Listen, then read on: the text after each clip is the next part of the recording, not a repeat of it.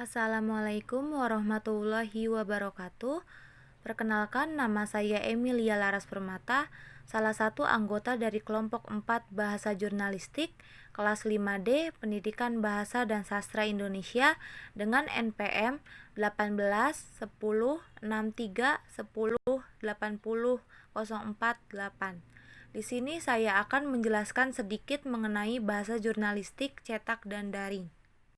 Baik, di sini saya akan menjelaskan mengenai hakikat bahasa jurnalistik.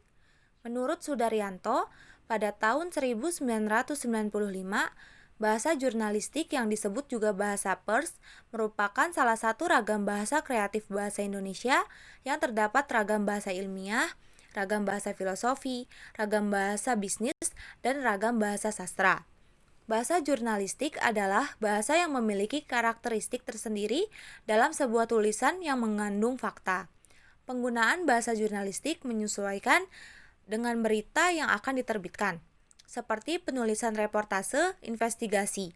Bahasa yang digunakan akan lebih cermat jika dibandingkan dengan bahasa yang digunakan dalam berita features. Bahasa yang digunakan dalam menulis berita utama juga akan berbeda dengan bahasa dalam menulis berita features, sehingga bahasa jurnalistik memiliki sifat yang singkat, padat, jelas, lugas, sederhana, dan menarik. Nah, di sini ada ciri-ciri dan karakteristik. Karena bahasa jurnalistik cetak dan bahasa jurnalistik daring mempunyai ciri dan karakteristik yang berbeda. Di sini terlebih dahulu ada bahasa jurnalistik cetak. Ciri-ciri dan karakteristiknya seperti sederhana dan lugas, singkat, padat dan jelas, jernih dan menarik, populis dan logis, gramatikal dan menggunakan kalimat aktif, menghindari kata atau istilah teknis dan istilah asing, dan sesuai dengan kaidah dan etika bahasa baku.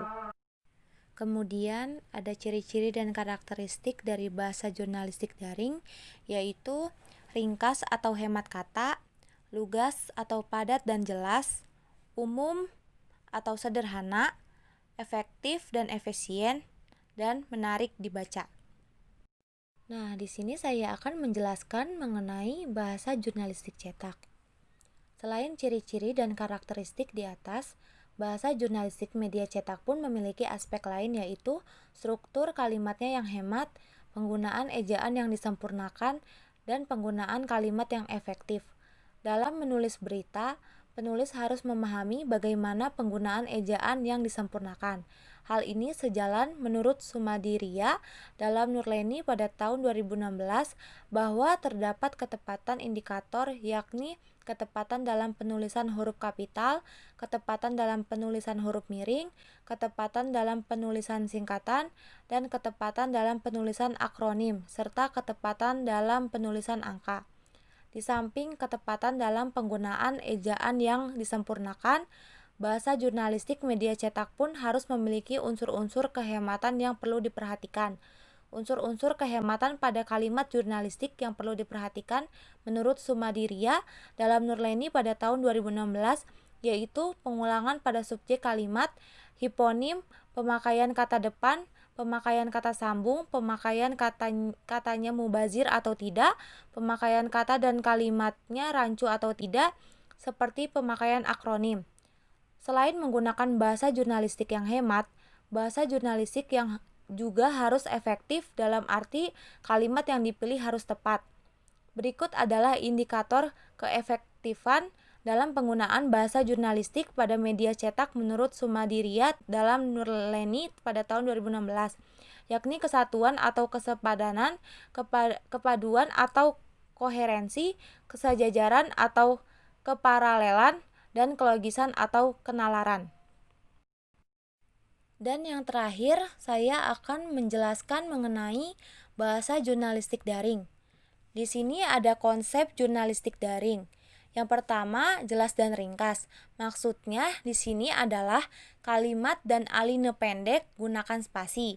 Yang kedua, lebih ringkas lebih baik, yaitu banyaknya hasil studi menunjukkan sebaiknya tulisan daring tidak lebih dari 800 kata. Yang ketiga, ada judul. yang artinya judul akan lebih efektif apabila langsung atau lugas. Yang keempat, ada subjudul, yaitu subjudul dapat memberi panduan bagi pembaca tentang isi tulisan berikutnya. Yang terakhir, ada daftar poin, di mana daftar poin yaitu cara efektif lain untuk mengurangi naskah panjang, membuat tulisan lebih menarik dan mudah dibaca. Terima kasih. Sekian yang dapat saya sampaikan mengenai materi bahasa jurnalistik cetak dan daring. Mohon maaf bila ada kekurangan. Wabillahi taufiq walhidayah. Wassalamualaikum warahmatullahi wabarakatuh.